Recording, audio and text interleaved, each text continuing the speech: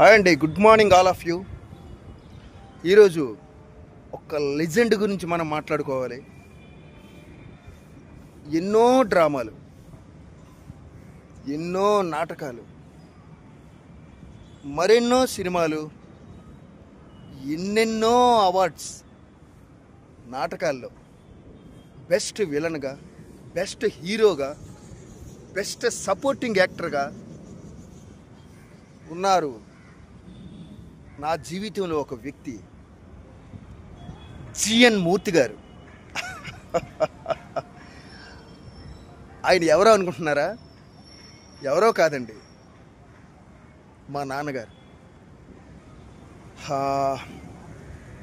ఈరోజు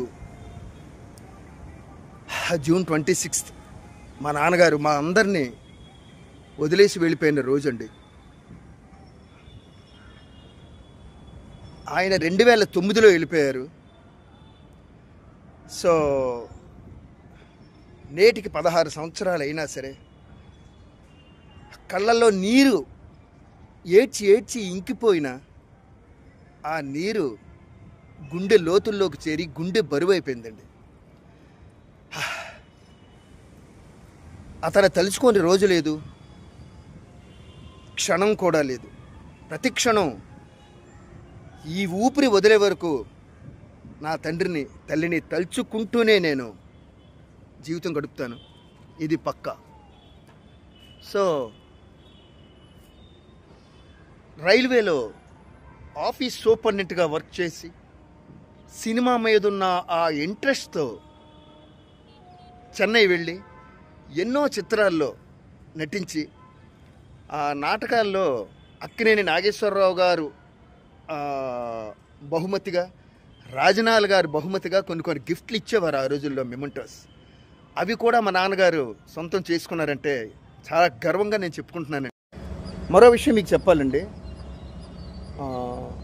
music director, the great music director Adinarayana Rao గారు మా నాన్నగారు వాళ్ళ రిలేషన్లో మాకు తాతయ్య గారు వరుస అవుతారండి. ఆ రోజుల్లో అంజలిదేవి గారు, ఆదినారాయణరావు గారు పిక్చర్స్ తీసేవారు.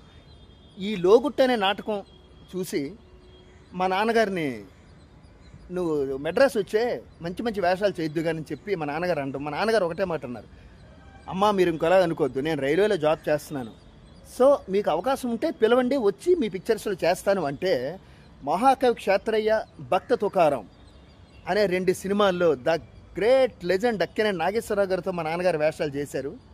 మీరు ఇప్పుడు చూస్తారు. ఇలాగే కనికరించి ధర్మం చేయండి, కనికరించి ధర్మం చేయండి.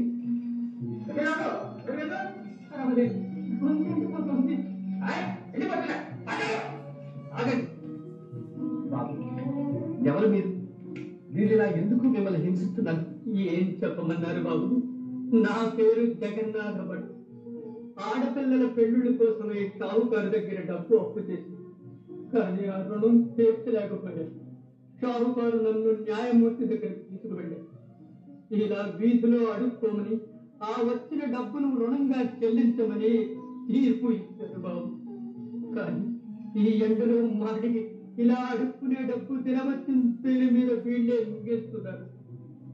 నా అప్పు తీరేది లేదు, నాకు ఈ బండ బతుకు తప్పేది లేదు. అన్యాయం, ఇది చాలా అన్యాయం. బాకీ ఉంటే సక్రమమైన మార్గంలో వసూలు చేసుకోవాలి కానీ ఇదేం పద్ధతి? సాటి మనిషిని జంతువు కంటే హీనంగా హింసిస్తున్నాం. అంత దాడిపుండి కలవడం అయితే నువ్వే ఆ డబ్బులు పెట్టించారు. అలాగే పెట్టిస్తాను, న్యాయస్థానానికి తీసుకురండి. ఇదేంటయ్యా బాబు, పిచ్చి వాళ్ళకున్నావే. వంచనకు అలవాటు పడ్డ ఈ లోకంలో మంచంతా పిచ్చిగా లేదు. అయ్యా తమరు దైవస్థరు, మీ ఉపకారం ఈ జన్మలో మర్చిపోలేదు. ఇలాగే మానవ ఇంకా సినిమా విషయానికి వస్తే 1966లో కుంకుమబరిని మా నాన్నగారిది ఫస్ట్ పిక్చర్ అండి. చలపతిరావు గారు, జగ్గయ్య గారు వాళ్ళ కాంబినేషన్లో చేశారు. అలాగే శోభన్ బాబు గారితో రాజా, కమల్ హాసన్ గారితో మరో చరిత్ర, ఇంకా అతని కంటే గనుడైన సినిమాలో కృష్ణ గారి పిక్చర్లో కూడా మా నాన్నగారు, జయప్రద గారు, రావుగోపాలరావు గారు కాంబినేషన్ నటించారు. అలాగే అభిలాష, ద గ్రేట్ చిరంజీవి గారు నటించిన చిత్రం, దానిలో రావు గోపాలరావు గారి కాంబినేషన్లో మా నాన్నగారు చెవిటి గుంస్తా క్యారెక్టర్ చేశారు. అది కూడా ఇప్పుడు మీరు చూస్తూ ఉండు, ఏదో ఒక రోజున ఈ సీకేపీ గారు the great criminal lawyer Sarvottama Rao గారు అంతా వాడవుతాడు.